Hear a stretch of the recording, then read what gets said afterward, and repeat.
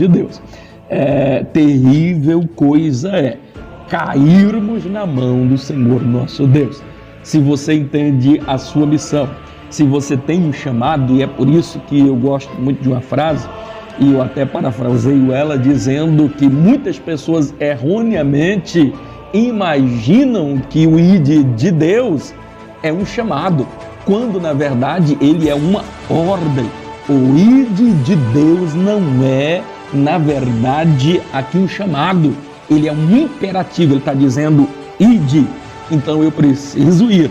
Se Deus lhe entregou uma missão, você é homem de Deus, você é mulher de Deus, você não pode fugir a este chamado, do contrário, pagaremos com certeza as terríveis consequências por causa disso. Foi o que aconteceu. Ele vai fugir para uma outra cidade. No capítulo 2 nós já vamos perceber que quando ele fugindo agora para a cidade, está ali no meio do oceano, naquele lugar tão terrível ali, e ele dentro de um navio vai acontecer algo que nós entendemos que ali é o grande milagre, que é o peixe engolindo ali a Jonas. E a gente vai perceber que ao transcorrer do livro, todo o livro, ele é uma sequência de milagres. Alguém pensa que esse, inclusive, é o maior milagre, e não é.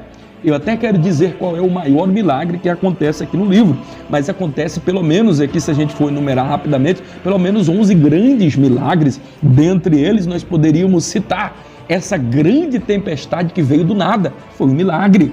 Como foi um milagre também esta mesma tempestade se acalmar após este homem ser jogado ali no mar.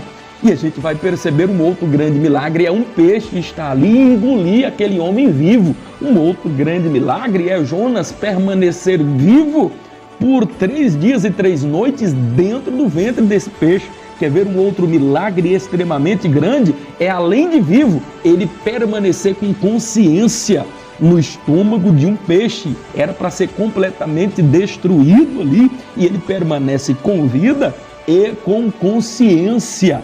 Outro grande milagre é esse peixe ir vomitar exatamente no local onde ele precisaria estar indo levar a mensagem de Deus. E assim poderíamos citar vários outros milagres. Aquela aboboreira, por exemplo, que miraculosamente nasce do dia para a noite, como do dia para a noite, lá no capítulo 4 também, a aboboreira é morta e ali o profeta se revolta por causa daquilo dali.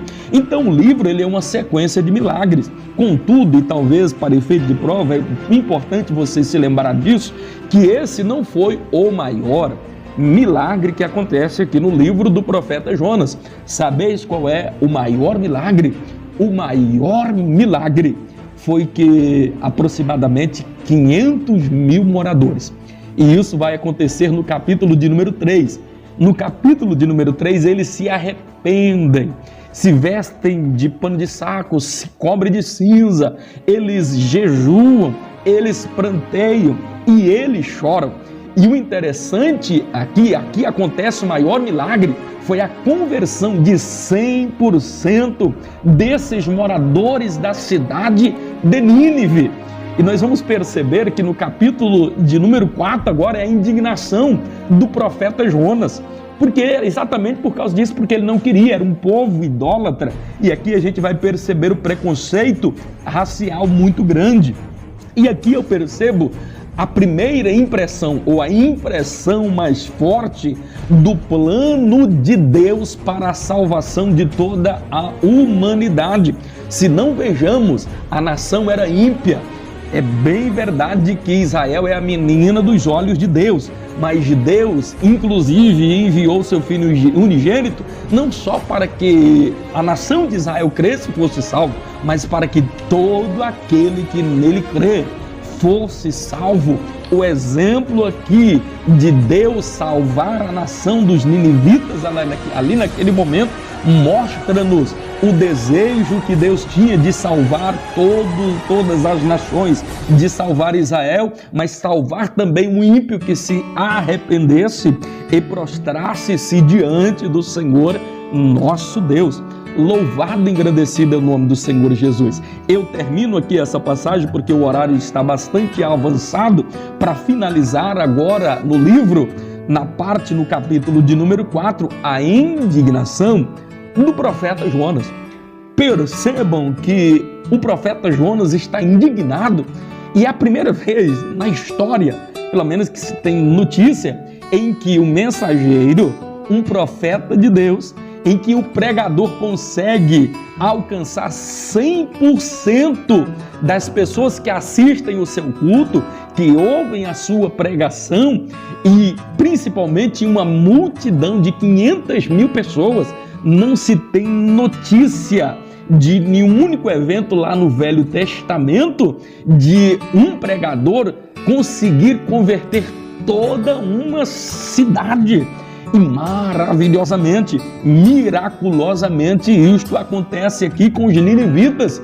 Era motivo deles se alegrar, porque diz a Bíblia que há festa no céu quando um pecador se arrepende.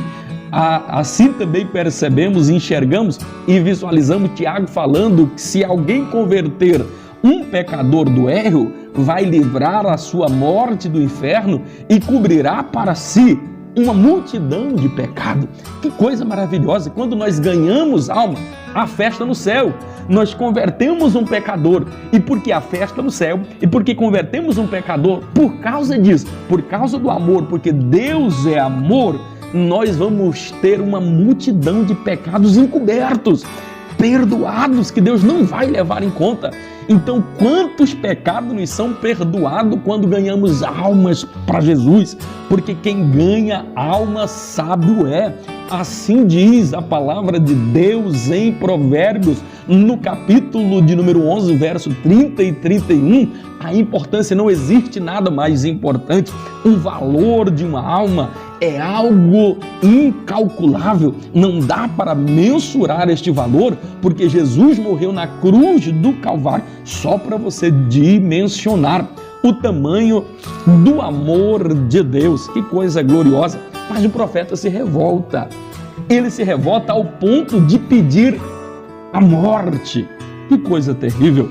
Então essa é a análise que nós fazemos aqui no livro. Sem perca de tempo aqui, eu queria que você já abrisse agora também aí na página 87, eu preciso que você abra aí, na página 87, vamos agora falar, finalizando aqui, sobre a vida, obra de Miqueias. Miqueias, ele vai estar abordando agora em seu livro essa questão da religiosidade. Ele vai tratar agora do formalismo religioso em tempos de solidão. Solidão fala de afastamento. Quando fala de solidão, nós falamos e lembramos do momento em que nós estamos vivendo, o momento da pandemia. E eu costumo dizer que não é porque que nós estamos ou que nós estejamos vivendo em um período de isolamento que nós precisamos viver isolado, porque ninguém é uma ilha. Nós só somos fortes quando nós estamos unidos, porque não existe força maior quando se junta-se uma igreja em união, porque a união traz a força traz a vontade traz a esperança traz a paciência traz a sabedoria, e a sabedoria traz o amor, e o amor liberta a consciência.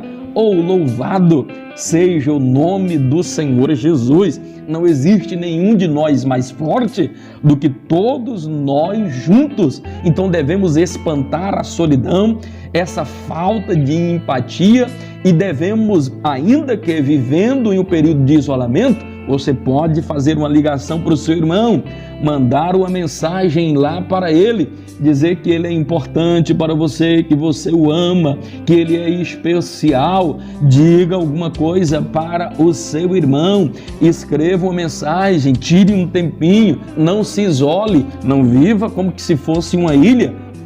Depende um do outro, todos nós dependemos um do outro, e isso é uma